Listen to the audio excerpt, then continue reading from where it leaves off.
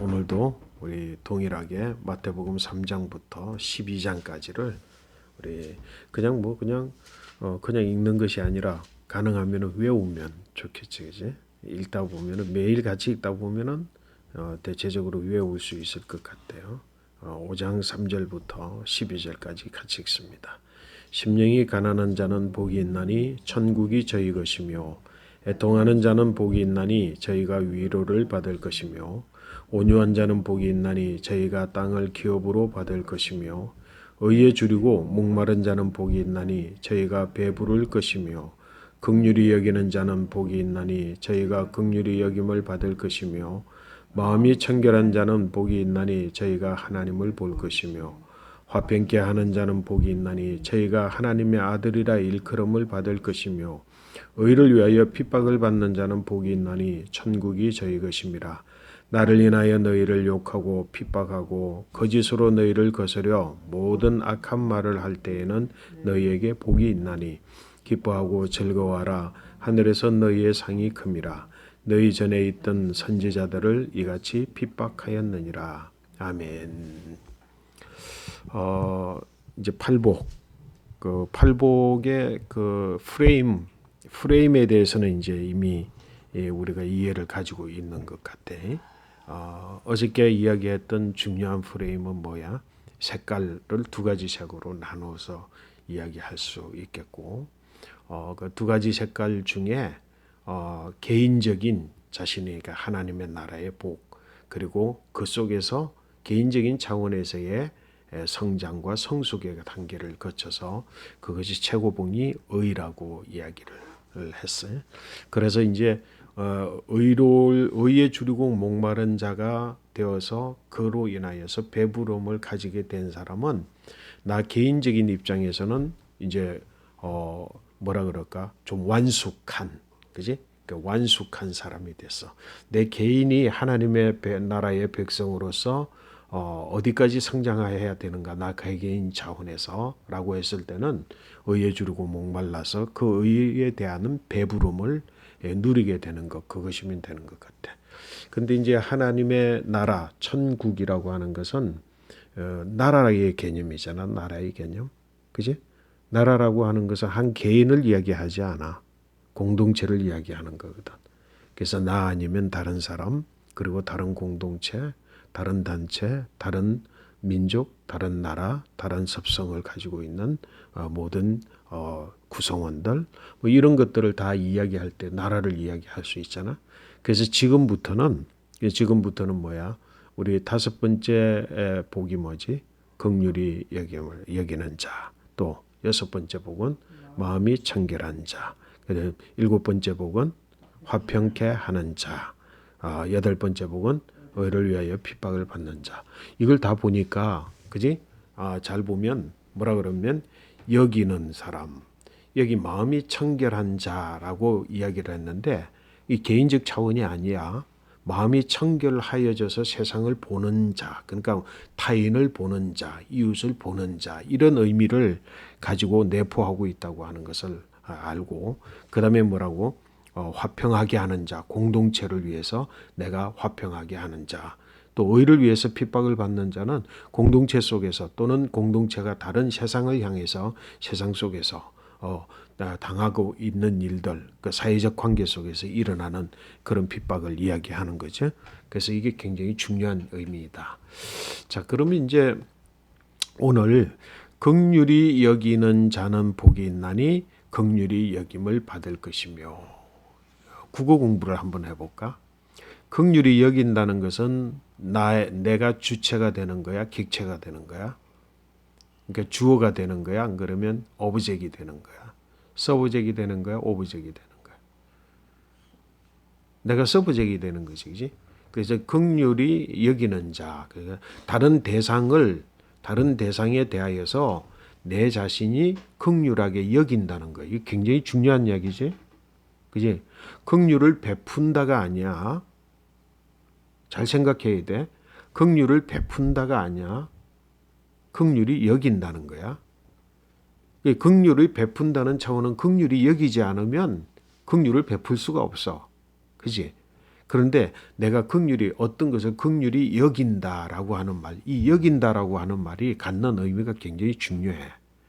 이 여긴다라고 하는 말은 뭐냐면 굉장히 법치적인 용어가 아니야. 법률적 용어가 아니지.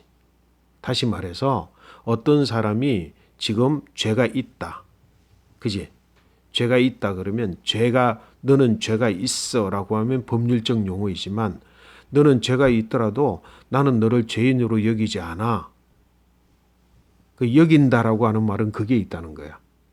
그러니까 어떤 법적인 정의, 딱 이렇게 캐논적 어떤 규정, 이거에 근거한 것이 아니라 내 자신이 그렇게 여긴다라고 하는 거야. 그러니까 거기에는 뭐야?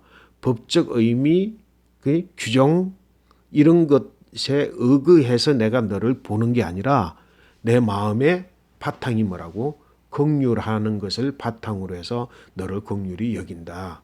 그래서 세상의 모든 사건들도 그렇게 여기고 사람들 대상도 그렇게 여기고 어떤 일에 대하여서 어떤 문제 발생되어진 것에 대해서 내가 여기는 것. 여긴다는 의미가 좀 이해가 됐어요? 그죠?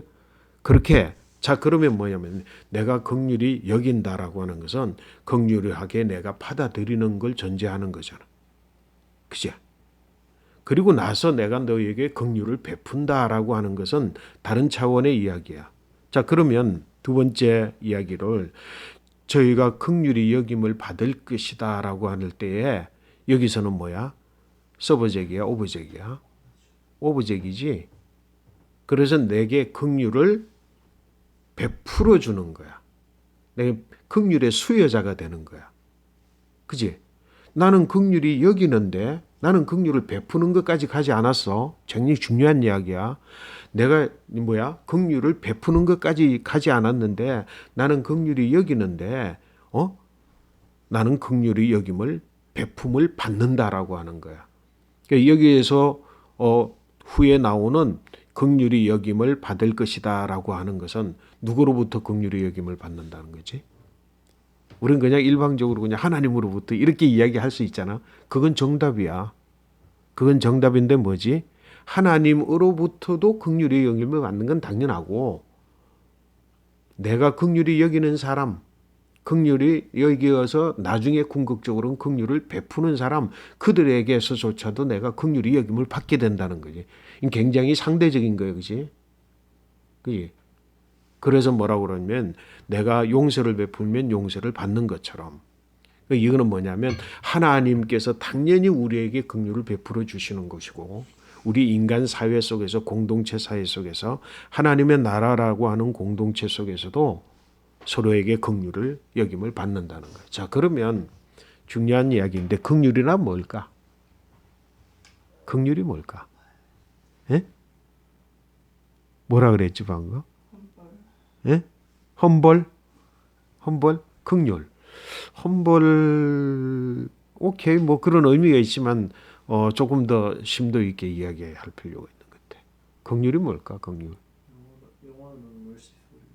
merciful. 자비. 그지? 자비. 근데 이 긍휼이라고 하는 말을 진짜 우리 신앙인들은 예수 믿는 사람들은 긍휼이라는 용어를 완벽하게 이해할 필요가 있는데 이해하기가 쉽지 않은 게 긍휼이야.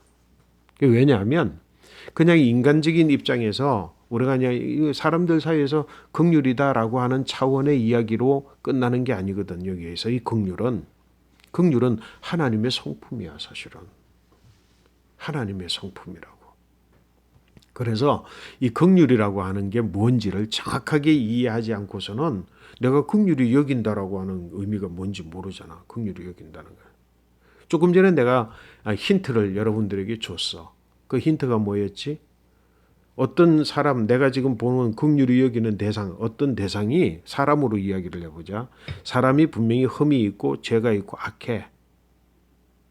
그런데 내가 그를 보는 내 현재의 마음, 내 현재의 상태, 내 현재의 나의 정체성은 그것을 그런 차원에서 보는 게 아니라 내 마음의 중심에 있는 merciful, 자비를 가지고 그를 보는 거야. 그러면 뭐가 가능해지는 거지? 그 사람이 어떠하든지, 그지? 그 존재가 어떤 존재이든지, 그 존재가 사랑받을 만한 존재니까 내가 사랑을 베풀고, 사랑받을 수 없는 존재니까 내가 사랑을 베풀지 않는다라고 하는 것은 긍휼에서는 없는 거야. 다시 말해서 기준을 갖다 댈 수 없는 거지. 그지? 옳고 그름의 기준을 거기에다 갖다 댈 수 없는 게 긍휼이야. 내가 그거 알아. 그거 알지. 죄가 있지. 흠이 있지. 잘못은 교회에 있지. 그거로 끝나는 거야. 아니, 그거 안 됩니다. 그건 지금 안 됩니다. 그럼 긍휼을 베풀 수 없는 사람입니다. 이 말 자체가 가능하지 않다는 거야. 그거 알아. 그럼에도 불구하고 내가 베푸는 거 그게 긍휼이야.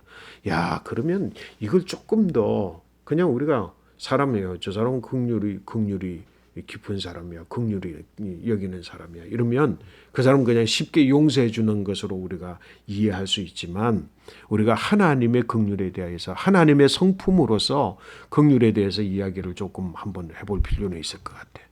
여러분 한번 생각을 해봐. 성경의 예를 통해서 볼 수 있겠지. 그지? 성경의 예를 통해서 볼 수 있을 것 같아.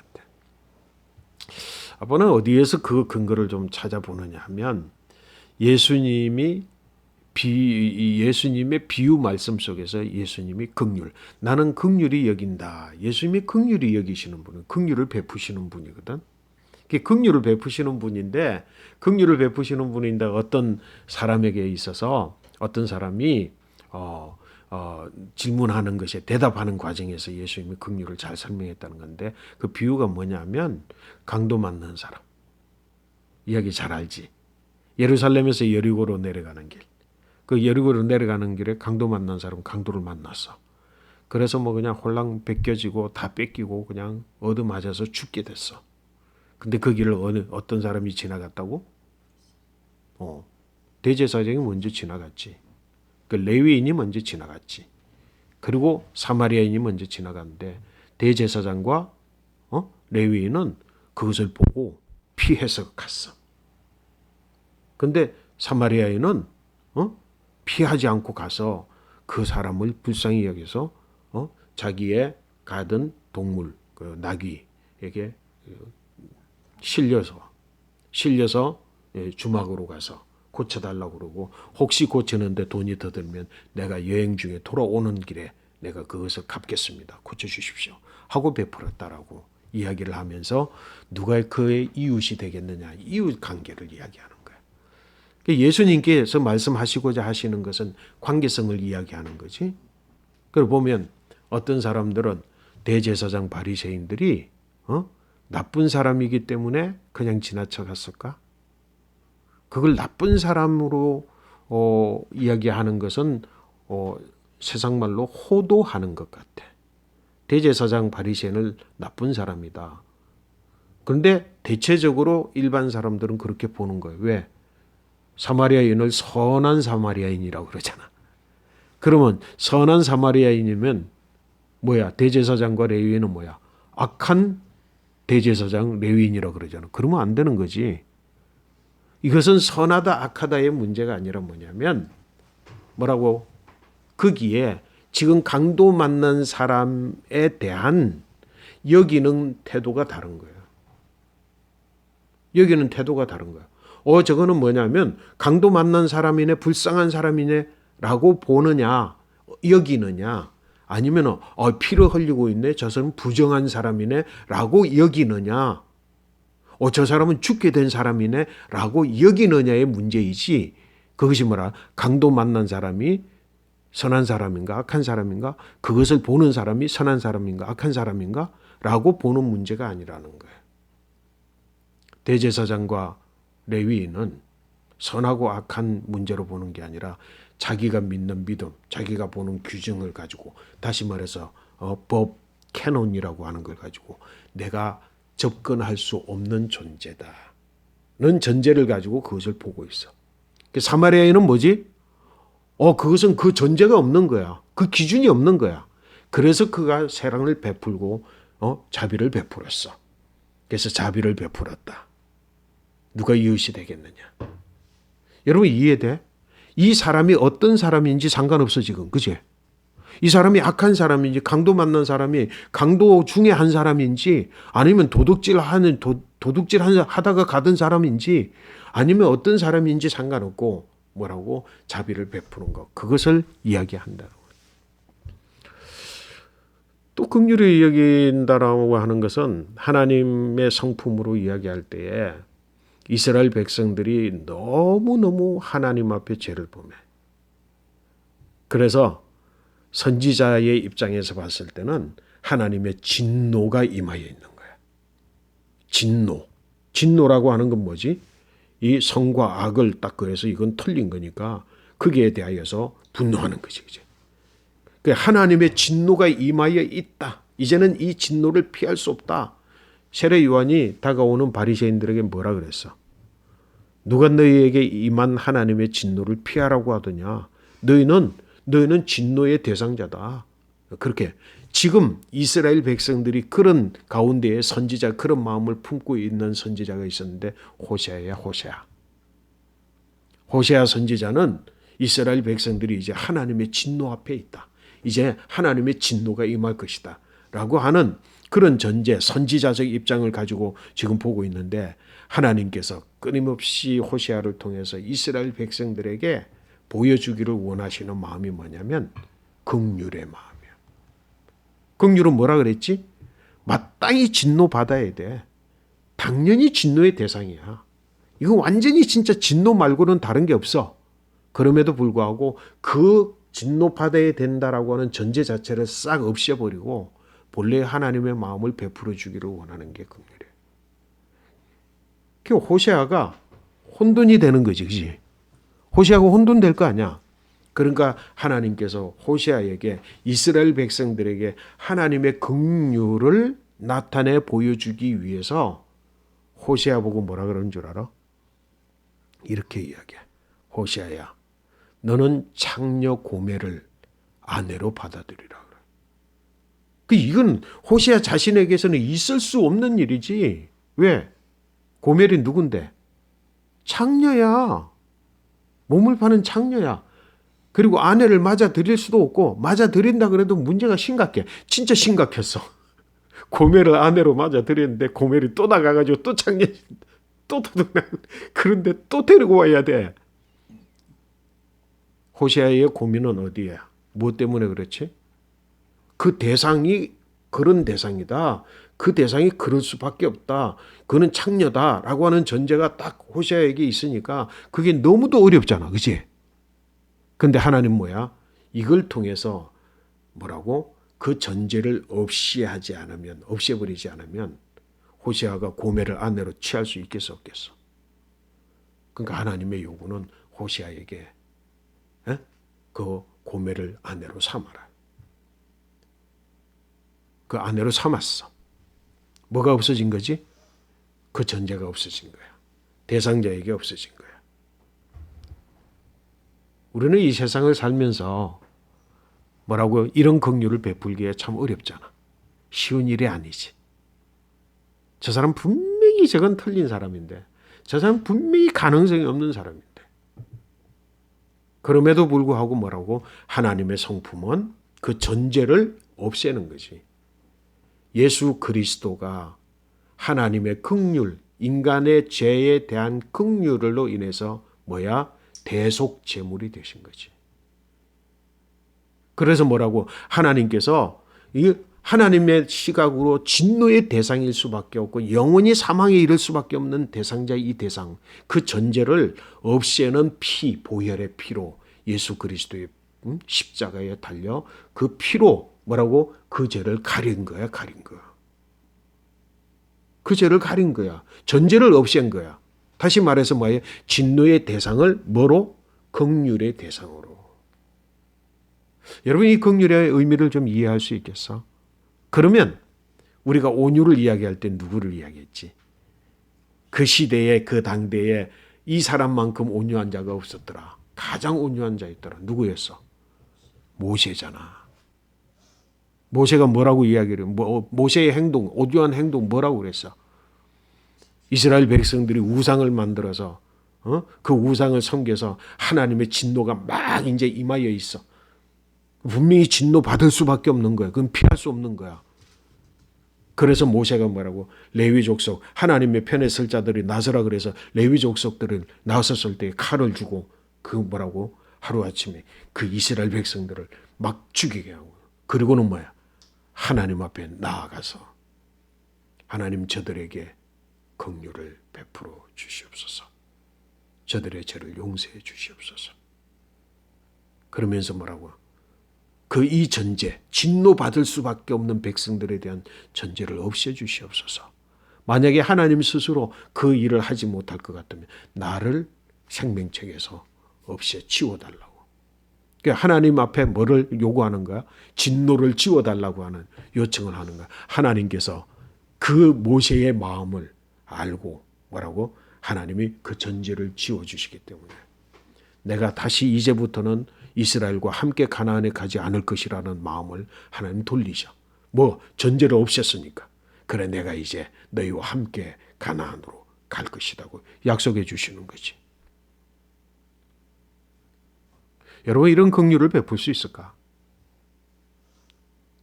예수님께서 십자가에서 우리 가상칠언을 이야기했잖아. 우리 십자가에서 제일 먼저 하셨던 말씀이 뭐였어? 아버지여 저들을 용서해 주시옵소서. 저들이 알지 못하여서 저러합니다. 그 용서받지 못할 인간들이지만 대제사장, 바리새인, 서기관들, 빌라도, 그냥 무리들, 심지어는 제자들 모두가 다 도저히 용서받을 수 없지만 그 전제를 하나님 없애 주십시오. 저들이 몰라서 그랬습니다. 알지 몰라서 그랬습니다. 여러분 사람을 대할 때 그 사람의 형편이 어떠하고 그 사람들 현재의 실상이 어떠하든지 간에 자비를 베풀 긍휼을 베푸는 자. 그런 눈을 가지고 여기는 자가 돼. 긍휼이 여기는 자가 돼야 되는 거지. 이 사람은 어떤 사람이야? 개인적 수양이 된 사람이야. 개인적 성품이 하나님의 성품으로 바뀌어진 사람이야. 뭘 통해서? 노란 색깔 전반부 4가지의 단계를 통해서 하나님 나라의 법도를 통해서 처음에 뭐라 그랬어? 심령이 가난한 자만이 그지? 그래서 이야기할 때 뭐라 그랬어? 심령이 가난한 자하고 이 긍휼히 여기는 자하고 그 서로 연결할 수 있다 그랬지. 첫 번째 복하고 5번째 복하고 심령이 가난해지지 않으면은 절대로 긍휼히 여길 수가 없잖아. 근데 뭐야? 그냥 한 번에 걸친 긍휼은 내가 심령이 가난해지면 해질 수 있어. 그럼 뭐야? 긍휼히 여기는 자로서의 성품을 갖는 건 그거 가지고 안 돼. 뭐까지 넘어서야 돼? 그것 때문에 애통하고. 그래서 오직 하나님의 뜻을 위하여 자기의 모든 것들을 다 배설물같이 여기고 온유하여지고 그리고 의를 위하여서 그지? 의를 위해 생각하는 정말 그런 자가 되어야 결국은 뭐라고? 다른 완벽한 완숙한 인격 하나님 나라 백성으로서의 인품과 성품을 가짐으로 인하여서 긍휼히 여기는 자가 되는 거지.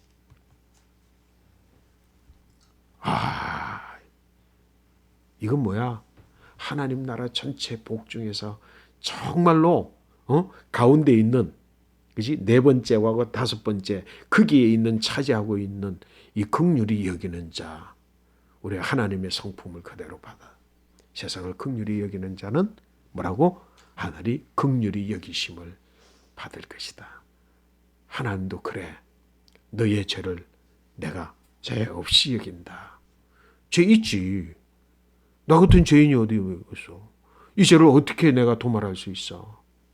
나같이 그냥 어떤 형편으로 보면 하나님의 눈으로 시야로 보면 하나님의 빛을 비춰보면 나는 정말 저주받을 수밖에 없고 진노의 대상밖에 안 되지만 뭐라고? 하나님은 긍휼히 여겨주신다. 왜? 너는 긍휼히 여기는 자다. 내가 너를 그렇게 긍휼해. 그 하나님의 긍휼히 여김을 받음을 내가 이 땅에서 누리며 산다고 한다면 그게 하나님의 나라의 복이지. 그런 눈을 가지고 세상을 보는 사람이 돼야 돼. 우리는 너무 그 사람의 선과 악을 가려서 그 사람은 그렇게 대하잖아. 예수님의 이 말씀을 마지막으로 오늘 말씀을 정리하려고 그래. 예수님께서 정말 긍휼을 구하신 분이잖아. 내가 마지막 날에 심판하는 자리에서 사람들이 죽어오면 너는 오른편으로 가라. 너는 왼편으로 가라. 너는 오른편으로, 너는 왼편으로. 사람 다 갈라서 오른편은 양이고 왼편은 염소야. 그래서 주님께서 말씀하실 거예요. 야, 너는 내가 줄였을 때 내게 먹을 걸 줬고, 내 목마를 때 마실 걸 줬고, 내가 추울 때 나의 사랑을 베풀었다. 그 여기 있는 양들이 언제 주님이 언제 우리에게 오셨습니까? 주님이 언제 우리에게 오셨는데요? 그 여기에서도 너희는 내가 배고플 때 먹을 걸 주지 않았고, 내가 목마를 때 마실 걸 주지 않았고, 내가 춥고 뭐 할 때 나를 사랑을 베풀어. 언제 주님이 오셨습니까? 그리고 양쪽 다 주님이 언제 왔냐고 질문을 해. 근데 한번 이 질문을 해보자. 정말 내가 주님이다라고 주님의 모습을 가지고 주님의 모습을 딱 가지고 나타났으면 양측에 속한 사람이 더 주님에게 잘 대해드릴까? 아니면 이게 염소측에 속한 사람이 주님을 더 잘 모셨을까? 염소측에 속한 사람이 더 잘 모시지. 근데 뭐야? 염소는 문제 뭐야? 내가 모실 만한 분은 그렇게 모시고 모실 만한 사람은 아닌 사람은 그냥 완전히 무시하고 종으로 취급하고 그냥 멸시하고 선을 긋고 나누어 버려. 여러분 이게 세상에 얼마나 중요한 법인지 몰라. 그지? 세상에 뭘 잘한다. 야, 저 사람 잘 모신다. 야, 저 사람 믿음이 좋다. 어쩌면 염소일 수 있어. 긍휼을 가진 사람, 긍휼은 뭐냐? 그 대상에 상관없이 베푸는 게 진짜야. 진짜 내게 갚을 수 없이 불쌍한 사람을 도와야 되는데 염소는 뭐야? 야, 이거 내가 하나 주면 나는 10개로 받을 수 있을 거야. 해가지고 더 큰 걸 주는 사람. 그 사람은 염소야. 긍휼의 개념에서는 완전히 벗어나는 거야. 긍휼은 뭐야? 그 사람의 어떠함에 상관없이 똑같이 베푸는 거. 그 긍휼의 마음을 가지게 되는 우리 가족 또 예수 믿는 모든 성도들 오늘날 교회에 그리스도인들이 되기를 축복합니다. 뭐라고? 긍휼히 여기는 자는 복이 있나니 저희가 긍휼히 여김을 받을 것이며. 긍휼히 여기는 자가 긍휼을 베풀 수 있는 자지. 여러분 모두는 긍휼을 베푸는 거룩한 백성들이 되시기를 축복합니다. 아멘.